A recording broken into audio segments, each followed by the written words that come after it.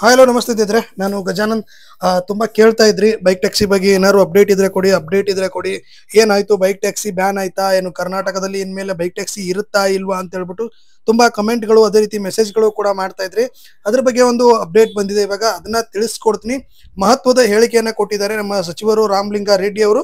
ಅದೇನು ಅಂತ ತಿಳಿಸ್ತೀನಿ. ಅದಕ್ಕೂ ಮುಂಚೆ ನಮ್ಮ ಚಾನಲ್ ಸಬ್ಸ್ಕ್ರೈಬ್ ಮಾಡ್ಕೊಂಡಿಲ್ಲ ಅಂದ್ರೆ ಸಬ್ಸ್ಕ್ರೈಬ್ ಮಾಡ್ಕೊಂಡು ಬೆಲ್ ಐಕನ್ ಕ್ಲಿಕ್ ಮಾಡ್ಕೊಳ್ಳಿ.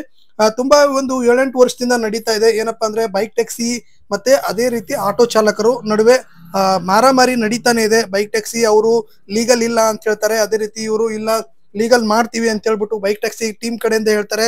ಅದೇ ರೀತಿ ಒಂದು ಕೋರ್ಟ್ಗೂ ಕೂಡ ಹೋಗಿತ್ತು. ಕೋರ್ಟ್ ಅಲ್ಲಿ ಏನಾಗ್ತಾ ಇತ್ತು ಅಂದ್ರೆ ವಾದ ವಿವಾದಗಳು ನಡೀತಾ ಇತ್ತು.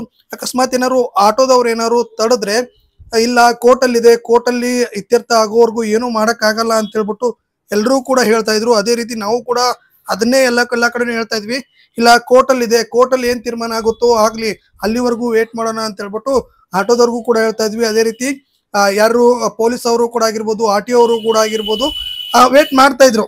ನಿರ್ಧಾರ ಬರುತ್ತೆ ನೋಡೋಣ ಅಂತ ಹೇಳ್ಬಿಟ್ಟು ವೇಟ್ ಮಾಡ್ತಾ ಇದ್ರು. ಅದರ ಒಂದು ಲಾಸ್ಟ್ ಮಂತ್ 2ನೇ ತಾರೀಕು ಅಂದ್ರೆ ಮೊನ್ನೆ ತಾನೇ 2ನೇ ತಾರೀಕು ಒಂದು ಕೋರ್ಟ್ ಇಂದ ಜಜ್ಮೆಂಟ್ ಬರುತ್ತೆ. ಏನಪ್ಪಾ ಅಂದ್ರೆ ಬೈಕ್ ಟ್ಯಾಕ್ಸಿ ಏನ್ ನಡೆಸ್ತಾ ಇದಾರೆ ಕಂಪ್ನಿಗಳು, ರ್ಯಾಪಿಡೋ ಆಗಿರ್ಬೋದು, ಊಬರ್ ಆಗಿರ್ಬೋದು, ಅದೇ ರೀತಿ ಓಲಾ ಆಗಿರ್ಬೋದು, ಏನ್ ಬೈಕ್ ಟ್ಯಾಕ್ಸಿನ ನಡೆಸ್ತಾ ಇದಾರೆ 6 ವಾರದ ಒಳಗೆ ಅವರ ಕೆಲಸಗಳನ್ನೆಲ್ಲಾನು ಸ್ಥಗಿತಗೊಳಿಸಬೇಕು ಅಂತ ಹೇಳ್ಬಿಟ್ಟು ಒಂದು ಜಜ್ಮೆಂಟ್ ನ ಕೊಡ್ತಾರೆ.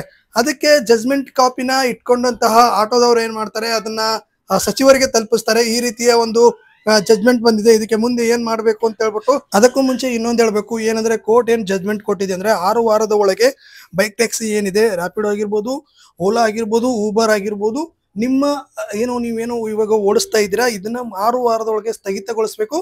3 ತಿಂಗಳ ಒಳಗೆ ಏನಂದ್ರೆ ನಮ್ಮ ಕರ್ನಾಟಕ ಸರ್ಕಾರಕ್ಕೆ ಹೇಳಿತ್ತು. ಏನು ಕೋರ್ಟ್ ಏನ್ ಮಾಡ್ಬೇಕು ಅಂದ್ರೆ ಒಂದು ರೂಲ್ಸ್ ನ ತಗೊಂಡ್ಬನ್ನಿ.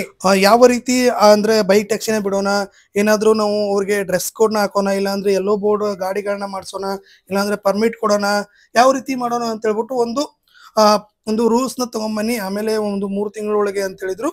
ಬಟ್ ಸರ್ಕಾರ ಕಡೆಯಿಂದ ಆಗಿರ್ಬೋದು, ಅದೇ ರೀತಿ ಯಾವುದೇ ರೀತಿಯ ಮಾಹಿತಿಗಳು ಕೂಡ ಬಂದಿರಲಿಲ್ಲ.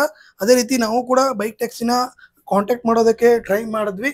ಬೈಕ್ ಟ್ಯಾಕ್ಸಿ ಟೀಮ್ ಕಡೆಯಿಂದ ಏನಾದ್ರು ಹೇಳ್ತಾರಾ, ಇಲ್ಲ ಅಂದ್ರೆ ಸಂಘಟನೆಗಳ ಕಡೆಯಿಂದ ಏನಾದ್ರು ಹೇಳ್ತಾರಾ ಅಂತೇಳಿ ಟ್ರೈ ಮಾಡಿದಾಗ ಯಾರು ಕೂಡ ರೆಸ್ಪಾನ್ಸ್ ಮಾಡಿರ್ಲಿಲ್ಲ. ಬಟ್ ಇವಾಗ ಬಂದಿರೋದು ಅಂದ್ರೆ ಸಾರಿಗೆ ಸಚಿವರು ಏನ್ ಹೇಳಿದ್ದಾರೆ, ಆದಷ್ಟು ಬೇಗ ನೀವೇನು ಬೈಕ್ ಟ್ಯಾಕ್ಸಿನ ಓಡಿಸ್ತಾ ಇದ್ದಾರೆ ಅಂದ್ರೆ ಕಂಪ್ನಿಗಳಲ್ಲಿ ಓಡಿಸ್ತಾ ಇದ್ದಾರೆ, ನೀವು ಆದಷ್ಟು ಬೇಗ ನಿಮ್ಮ ಎಲ್ಲಾನು ಮುಚ್ಚಬೇಕು. ಅಂದ್ರೆ ಯಾವುದೇ ರೀತಿಯ ಬೈಕ್ ಟ್ಯಾಕ್ಸಿ ಇರಬಾರ್ದು ಬೆಂಗಳೂರಲ್ಲಿ ಅನ್ನೋ ಒಂದು ಮಾಹಿತಿಗಳು ಇವಾಗ ಕೇಳಿ ಬರ್ತಾ ಇದೆ. ಇದರಿಂದ ಏನಂದ್ರೆ ಆದಷ್ಟು ಬೇಗ ನನ್ಗನ್ಸಿರೋ ಮಟ್ಟಿಗೆ ಏನಪ್ಪಾ ಅಂದ್ರೆ ಬೈಕ್ ಟ್ಯಾಕ್ಸಿ ಏನು ಓಲಾ ಊಬರ್ ರ್ಯಾಪಿಡೋಗಳು ಏನ್ ಬೈಕ್ ಟ್ಯಾಕ್ಸಿ ಮಾಡ್ತಾ ಇದಾವೆ ಆದಷ್ಟು ಬೇಗ ಅಂದ್ರೆ ಸ್ಥಗಿತಗೊಳಿಸ್ತಾರೆ ಅನ್ನೋ ಒಂದು ನಾನು ಕೂಡ ಅನ್ಕೊಂಡಿದೀನಿ. ಯಾಕಂದ್ರೆ ಸರ್ಕಾರ ಆಗಿರ್ಬೋದು, ಅದೇ ರೀತಿ ಜಡ್ಜ್ ಅಂದ್ರೆ ಕೋರ್ಟ್ ಆಗಿರ್ಬೋದು, ಇದ್ರ ವಿರುದ್ಧ ಕೂಡ ಹೋಗಕ್ಕಾಗಲ್ಲ. ಅದಕ್ಕೋಸ್ಕರ ನಾನು ಇನ್ನೊಂದೇನು ಅನ್ಕೊಂಡಿದ್ದು, ಎಲ್ರು ಅಂದ್ರೆ ಏನ ಸುಪ್ರೀಂ ಕೋರ್ಟ್ಗೆ ಹೋಗಿ ಸ್ಟೇನ ತರ್ತಾರೆ ಅಂತ ಅನ್ಕೊಂಡಿದ್ವಿ. ಬಟ್ ಇದುವರೆಗೂ ಯಾವುದೇ ರೀತಿ ಮಾಹಿತಿಗಳು ಕೂಡ ಬಂದಿಲ್ಲ. ಏನಂದ್ರೆ ಆಲ್ಮೋಸ್ಟ್ ಒಂದು 3 ವಾರದಿಂದ 4 ವಾರ ಆಯ್ತು. ಇನ್ನು 2 ವಾರದಲ್ಲಿ ಅವರು ಸ್ಥಗಿತಗೊಳಿಸಬೇಕು. ಅದ್ರ ಜೊತೆಗೆ ಬೈಕ್ ಟ್ಯಾಕ್ಸಿ ಮಾಡುವಂತಹ ಏನು ಬೈಕ್ ರೈಡರ್ ಏನಿದ್ರು ಅವರೆಲ್ಲ ಏನಂತ ಇರೋದಂದ್ರೆ, ಇನ್ಮೇಲೆ ನಮ್ಮ ಗತಿ ಏನು, ಇಷ್ಟು ದಿವಸ ನಾವು ಬೈಕ್ ಟ್ಯಾಕ್ಸಿನ ಮಾಡ್ತಾ ಇದ್ವಿ, ಒಂದ್ ಸ್ವಲ್ಪ ಅರ್ನಿಂಗ್ಸ್ ಕೂಡ ಮಾಡ್ತಾ ಇದ್ವಿ, ಇನ್ಮೇಲೆ ಗತಿ ಏನು ಅಂತ ಹೇಳ್ಬಿಟ್ಟು ಅವ್ರು ಅಂತ ಇರೋದು. ಅದ್ರ ಜೊತೆಗೆ ಏನಪ್ಪಾ ಅಂದ್ರೆ ಈಗ ಬೇರೆ ಬೇರೆ ಫುಡ್ ಡೆಲಿವರಿ ಆಗಿರ್ಬೋದು, ಗ್ರೋಸರಿ ಡೆಲಿವರಿ ಆಗಿರ್ಬೋದು, ಅದೇ ರೀತಿ ಬೇರೆ ಬೇರೆ ಪ್ಯಾಕೇಜ್ ಡೆಲಿವರಿ ಆಗಿರ್ಬೋದು, ಈ ರೀತಿ ಎಲ್ಲ ಇದಾವೆ ಮಾಡಿ ಅಂತ ಹೇಳ್ಬಿಟ್ಟು ಆಟೋದವ್ರು ಹೇಳ್ತಾ ಇದ್ರು. ಬಟ್ ಇವ್ರು ಬೈಕ್ ಟ್ಯಾಕ್ಸಿ ರೈಡರ್ ಏನ್ ಹೇಳ್ತಾ ಇದ್ರು ಅಂದ್ರೆ, ಅದರಲ್ಲಿ ನಮಗೆ ಅರ್ನಿಂಗ್ಸ್ ಜಾಸ್ತಿ ಆಗಲ್ಲ, ಅಲ್ಲಿ ಇನ್ಸೆಂಟಿವ್ ಕೊಡ್ಬೇಕು ಅಂದ್ರೆ 12 ಅವರ್ 14 ಅವರ್ ಆಗ್ಬೇಕು, ನಾವು ಪಾರ್ಟ್ ಟೈಮ್ ಮಾಡ್ತೀವಿ, ನಾವು ಕಾಲೇಜ್ಗೆ ಹೋಗ್ತಾ ಇದೀವಿ, ಇಲ್ಲಾಂದ್ರೆ ನಾನು ಬೇರೆ ಏನೋ ಕೆಲಸ ಮಾಡ್ತಾ ಇದ್ದೀನಿ.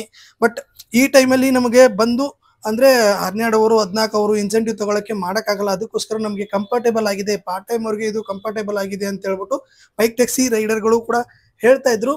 ಬಟ್ ಇವಾಗ ಒಂದು ಕ್ಯಾಬ್ ಡ್ರೈವರ್ ಆಗಿರ್ಬೋದು, ಅದೇ ರೀತಿ ಆಟೋ ಡ್ರೈವರ್ ಆಗಿರ್ಬೋದು, ಯಾರೆಲ್ಲ ಸಂಘಟನೆಗಳಿದಾವೆ, ಆಟೋ ಸಂಘಟನೆ ಆಗಿರ್ಬೋದು, ಕ್ಯಾಬ್ ಸಂಘಟನೆ ಆಗಿರ್ಬೋದು, ಅವರೆಲ್ಲ ಏನಿದ್ದಾರೆ ಇವಾಗ ಒಂದು ನಿಟ್ಟುಸಿರು ಬಿಡ್ತಾ ಇದಾರೆ ಅಂತಾನೆ ಹೇಳ್ಬೋದು. ಬೈಕ್ ಟ್ಯಾಕ್ಸಿ ಬ್ಯಾನ್ ಆಯ್ತಲ್ಲ, ಅಕಸ್ಮಾತ್ ಏನಾರು ಇನ್ನೊಂದು 2-3 ಡೇಸ್ ಅಲ್ಲಿ ಏನಾರು ಅಪ್ಲಿಕೇಶನ್ ಅಲ್ಲಿ ರ್ಯಾಪಿಡೋ ಆಗಿರ್ಬೋದು, ಓಲಾ ಆಗಿರ್ಬೋದು, ಊಬರ್ ಆಗಿರ್ಬೋದು, ಆ ಅಪ್ಲಿಕೇಶನ್ ಗಳಲ್ಲಿ ಬೈಕ್ ಅನ್ನೋ ಒಂದು ಆಪ್ಷನ್ ಹೋಯ್ತು ಅಂದ್ರೆ ತುಂಬಾ ಖುಷಿ ಪಡ್ತಾರೆ ಅಂತಾನೆ ಹೇಳ್ಬೋದು. ಬಟ್ ಇನ್ನೊಂದು ಸ್ಟೇಟ್ ತರಕ್ಕೆ ಪ್ರಯತ್ನ ಪಡ್ತಾ ಇದ್ದಾರೆ.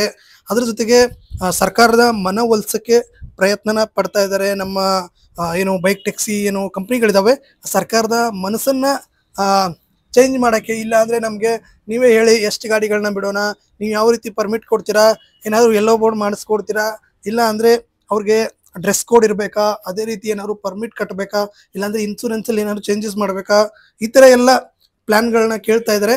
ನೋಡ್ಬೇಕು ಮುಂದಿನ ದಿನಗಳಲ್ಲಿ ಏನಾಗುತ್ತೆ ಅಂತ ಹೇಳ್ಬಿಟ್ಟು.